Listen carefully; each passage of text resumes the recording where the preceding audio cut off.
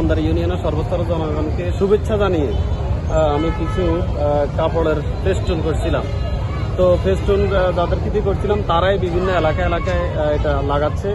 তো আমার এখানে শোরুম চ্যানেল ফ্যাশনের সামনে 50-60টি ফেস্টুন এখানে স্তূপ করা ছিল, ওরা এখানে রাখছে বাজার সহ আশপাশে লাগানোর জন্য।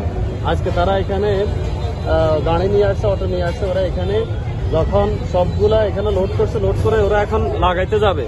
এমন সময় রতনপুরের সাবেক মেম্বার আক্তার সে এসে এখানে ইয়ে থেকে সেলুন দোকান থেকে সে খুন নিয়ে সে বিনা উস্কানিতে কোনো প্রকার কোনো কথা ছাড়াই সে আমার সবগুলো ফেস্টুন ব্লেড দিয়ে একে সবগুলো নষ্ট করে এখানে আমাকে অকথ্য ভাষায় গালিগালাজ করে ধমকি হুমকি দিয়ে এরপরে সে এখান থেকে চলে গেছে। ইতিপূর্বেও সে বিভিন্ন জায়গায় আমার আগের কিছু ফেস্টুন এভাবে করে ফেলছে এবং আমাদের বিভিন্ন নেতাকর্মীদেরকে বিভিন্ন সময় ধমকি হুমকি দিছে এবং বিভিন্ন জায়গায় অনেকের বাড়িতে গিয়ে তাদেরকে ধমকি দিয়ে আসছে। তার ভয়ে অনেকে এলাকা থাকতে পারে না। নির্বাচনের পর থেকেই এলাকায় বিভিন্ন অভিযোগ তার ব্যাপারে, চোরা কারবারি এবং চুরির সাথে জড়িত অনেক অভিযোগ তার আছে, চাঁদাবাজির অভিযোগ আছে।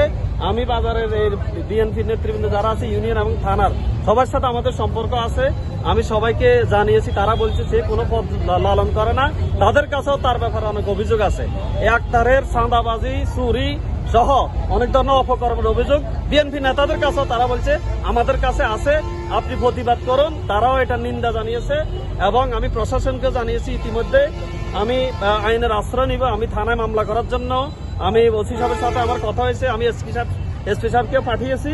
একটু পরে আমি আইনের আশ্রয় নেব, তখন আমি দেখব যে প্রশাসন কি করে, এরপরে আমি বাকি ব্যবস্থা নেব। আমার যারা ভক্ত অনুরাগী আছে, আমার সংগঠনের যারা আছে, সকলেই ক্ষুদ্র বাজারের ব্যবসায়ী, সাধারণ মানুষ, এখানে সকল প্রত্যক্ষদর্শী। আমার কাছে সিসিটিভির ফুটেজ রয়েছে, এখানে সে যে সরাসরি কাটতেছে স্পষ্টভাবে সিসিটিভির ফুটেজও আমার কাছে আছে। সকলের সামনে সে কাজটি করেছে একটি সুন্দর একটি রাজনৈতিক পরিবেশ। এটা কোনো সরকারের বিরুদ্ধে কিছু নয়, কারোর বিরুদ্ধে কিছু নয়, এটা ঈদের শুভেচ্ছা, পবিত্র ঈদুল আজহার শুভেচ্ছা। এটাকে সে এরকম করে একটা শান্তিপূর্ণ পরিবেশ নষ্ট করার যে অপচেষ্টা করেছে, আমি আশা করি এই মান্দার ইউনিয়নের জনগণ এটা রুখে দিবে এবং প্রশাসন যথাবিহিত ব্যবস্থা গ্রহণ করবে।